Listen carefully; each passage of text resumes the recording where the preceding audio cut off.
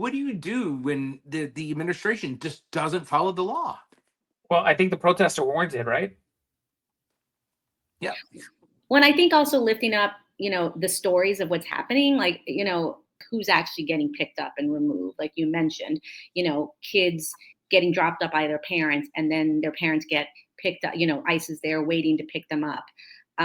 People going to the courts to actually do the thing that they're being required to do, which is do the due process and go before the courts and getting picked up right there, then and there. I mean, I've heard people mention that there are like raids at elementary school graduations, folks working every day in the fields or at restaurants, and people are getting rounded up. And I think that we have to talk about that. We have to talk about the fact that a lot of these people are folks that have been here for years, if not decades, who have been trying to play by the rules.